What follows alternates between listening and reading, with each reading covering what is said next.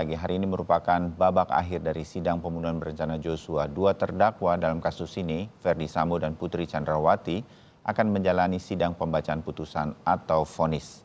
Sebelumnya, Ferdy Sambo dituntut seumur hidup, sementara Putri Chandrawati dituntut 8 tahun penjara oleh jaksa penuntut umum dalam persidangan ini. Mungkinkah kemudian vonis dari majelis hakim lebih berat atau justru lebih ringan? Atau akan divonis maksimal? Pagi ini kita sudah bersama dengan para narasumber yang hadir melalui daring. Ada kuasa hukum keluarga korban Joshua Huta Barat, Martin Lukas Simanjuntak. Bung Martin, selamat pagi. Salam sehat. Selamat pagi, Mas Bayu. Salam sehat. Ya, Anda pasti menuju PN Jaksel ya? Iya, betul. Ya, saya sedikit memastikan bahwa total ini. Ya, Bung Martin, siapa pihak keluarga dari almarhum Joshua yang sudah di Jakarta selain Pak Samuel yang akan nanti mengikuti jalannya sidang? Ya, pihak keluarga langsung yang sudah di Jakarta itu ada 3, Pak Samuel, lalu Bu Rosti Simanjuntak, dan Ya. juga kakak dari almarhum, Yuni Huta Barat. Oh, oke. Mudah-mudahan semuanya sehat dan nanti bisa mengikuti jalannya sidang dengan baik secara langsung di PN Jaksa. Bung Martin, Anda bersama tim kuasa hukum dari keluarga almarhum Joshua sudah mengikuti dan bersama kami terus di banyak waktu berkaitan, kami juga terus memantau untuk masyarakat atau publik dalam sidang kali ini. Ini babak akhir begitu. Bagaimana prediksi dari tim kuasa hukum untuk Ferdy Sambo dan juga Putri Chandrawati? Kalau di publik tuh bicaranya apakah Ferdy Sambo akan dinaikkan dari seumur hidup atau lebih rendah dari seumur hidup? Sementara terhadap PC akankah lebih berat atau samalah dengan tuntutan jaksa penuntut umum 8 tahun? Bung Martin? Ya, kalau saya lebih suka menggunakan kata analisis terhadap implementasi yuridis ya dari tuntutan jaksa. Kalau prediksi itu kan sifatnya seakan-akan kita sedang bertaruh gitu ya. Nah, itu yang tidak boleh. Nah, menurut saya kalau berdasarkan analisis untuk terdakwa Ferdy Sambo ya, yang dalam tuntutan jaksa itu terbukti secara sah dan meyakinkan melakukan 2 perbuatan ya. Yang pertama adalah pasal 340 pembunuhan berencana, seluruh unsur dalam pasal tersebut ya, unsur barang siapa, unsur dengan sengaja, unsur dengan rencana terlebih dahulu, dan merampas nyawa orang lain, ini semuanya terpenuhi. Sebenarnya kalau tidak ada terdakwa yang lain, tidak perlu pakai pasal 55 ayat 1 ke 1. Tapi dalam hal ini karena ada terdakwa yang lain, maka digunakanlah pasal 55 ayat 1 ke 1. Lalu pasal 49 Undang-Undang 19 tahun 2016 mengenai membuat sistem elektronik tidak dapat digunakan ya, ataupun obstruction of justice, itu juga terbukti sah dan meyakinkan.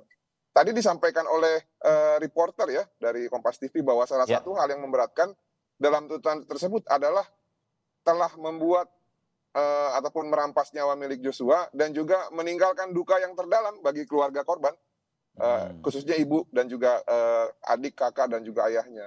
Nah, ini memang perbuatan yang sangat kejam ya Mas Bayu, apalagi diiringi dengan tindakan memerintahkan oknum-oknum polisi jahat ya datang ke Jambi untuk mempersekusi keluarga almarhum, mengintimidasi dengan mengatakan secara berulang-ulang bahwa anaknya itu adalah pelaku perbuatan cabul terhadap nenek-nenek dan juga pelaku terhadap pengancaman ya, dan juga segala macam itu yang akhirnya dipatahkan melalui SP3 dan tidak ada perbuatan pidana pada tanggal 8 Juli di Duren 3. Bahkan sampai dengan mengutus jenderal gitu ya untuk mengatakan bahwa anaknya tidak bisa dimakamkan secara kedinasan. Ini perbuatan yang luar biasa. Nah, akibat perbuatan inilah citra dari korps ya itu tercoreng, bahkan sampai dengan anjlok 48% itu menurut survei Litbang Kompas yang tidak kita perlu ragukan lagi kredibilitasnya. Nah, oleh karena itu harapan kami ya, seiring juga tidak ada hal yang meringankan, maka secara yuridis terbuka peluang lebar dari tuntutan jaksa yang hanya seumur hidup menjadi vonis maksimal. Nah, apapun itu kan banyak teoritis pakar-pakar hukum yang berteori kan, buat apa lagi sih dihukum maksimal, toh juga 3 tahun lagi sudah tidak ada lagi hukuman mati karena hukuman mati itu bersyarat. Kalau saya begini aja Mas Bayu, yang nanti ya biarlah nanti gitu ya, karena itu urusan nanti.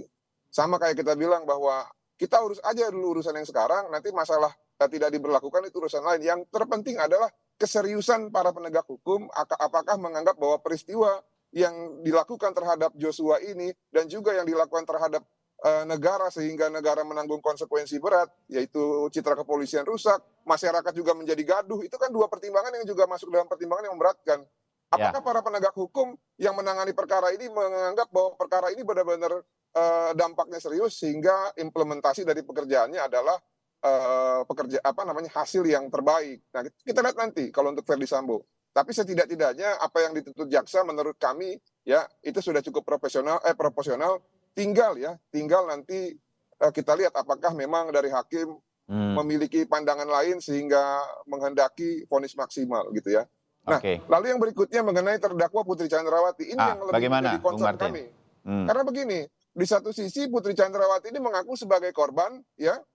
Di satu sisi berdasarkan kesimpulan jaksa ternyata Putri Chandrawati ini ularnya gitu ya. Kenapa saya bilang ularnya? Karena dia mengaku diperkosa tapi dia tidak bisa membuktikan. Nah, sedangkan jaksa bisa membuktikan bahwa perbuatan ini bukan pemerkosaan, melainkan perselingkuhan. Nah, ini ditolak juga oleh keluarga, Mas Bayu. Keluarga juga tidak setuju. Nah, kenapa tidak setuju? Karena memang sakit juga dituduh anak berselingkuh gitu ya dengan keluarga dengan orang yang sudah tua, apalagi keluarga angkat gitu ya. Nah, cuman yang jadi permasalahan tetap itu harus dipertanggungjawabkan, Mas Bayu. Apapun itu berarti motifnya adalah informasi keliru yang disampaikan oleh Putri kepada Verdi Sambo. Nah, ini kalau kita simplifikasi sama dengan ya pemicu terhadap suatu tindak pidana dan menularkan niat jahat di awal kepada Bapak Verdi Sambo. Makanya unsur dengan sengaja dan dengan rencana terlebih dahulu itu pasnya diberikan kepada dua terdakwa ini. Sehingga tidak adil rasanya apabila derajat dari Putri Chandrawati disamakan dengan Ricky Rizal dan Kuat yang hanya pelaku penyerta. Dia ini bukan pelaku penyerta, dia inilah penular mensrea ataupun evilman di awal. Sehingga menurut kami setidak-tidaknya minimal ya ataupun dapat divonis 20 tahun atau enggak setidak-tidaknya minimal 16 tahun. 2 kali tuntutan jaksa. Kenapa? Karena kalau sama-sama vonisnya itu huruf, ya kita juga pikirkan juga ya, gimana sih kalau suami istri itu dua-duanya dibuih dan juga harus dipenjara selama-lamanya dan tidak lagi bertemu dengan keluarganya. Ini kan juga kasihan juga gitu loh. Tapi kalau salah satu saja yang divonis seumur hidup, salah satu lagi bisa bebas 20 tahun lagi gitu kan, itu kan menurut kita juga cukup adil. Tapi kembali lagi lah nanti semua kita kembalikan kepada majelis hakim. Yang paling penting adalah jangan sampai otak pembunuhan itu hanya dihukum 8 tahun. Itu sangat-sangat tidak adil menurut kami. Demikian, terima kasih. Ya, oke. Kita sudah mendapatkan apa yang kemudian Anda sebut sebagai sebuah analisa dari fakta persidangan. Sedikit membantu pemirsa juga berkaitan dengan jaksa penuntut umum waktu mengajukan tuntutan. Saya masih di Putri Chandrawati, Bung Martin. Koreksi saya atau mungkin catatan Anda lebih lengkap lagi. Hal-hal yang meringankan di dalam tuntutan jaksa penuntut umum hanya berlaku sopan ketika persidangan dilakukan. Anda punya catatan lain yang kemudian bahwa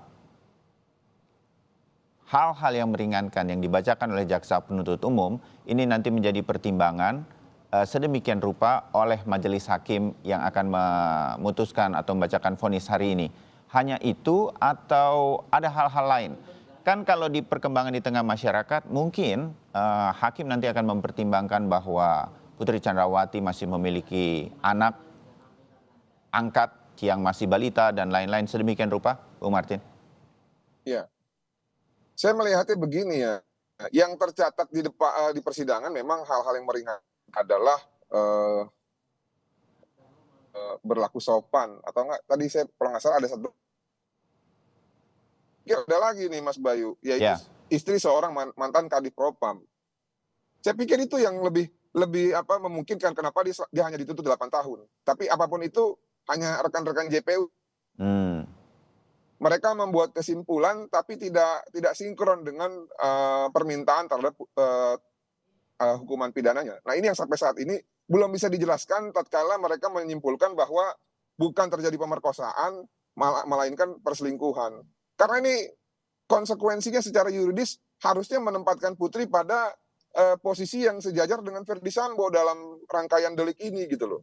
Nah, makanya saya pikir tidak berlebihan juga kalau banyak publik yang beranggapan, khususnya saya ya, bahwa hal-hal yang meringankan itu justru banyak yang tidak tertulis tapi terimplementasi dalam tuntutan tersebut. Apa itu? Salah satunya istri mantan seorang Kadif Propam yang pernah bekerja dalam satu sistem dengan rekan-rekan penegak hukum yang lain gitu ya. Mungkin itu penghargaan yang tidak tertulis tapi diimplementasikan. Ya kita fair-fair aja lah. Ngapain sih kita kok tutup-tutupan? Saya lebih senang buka-bukaan aja, Mas Bayu. Ya, ya.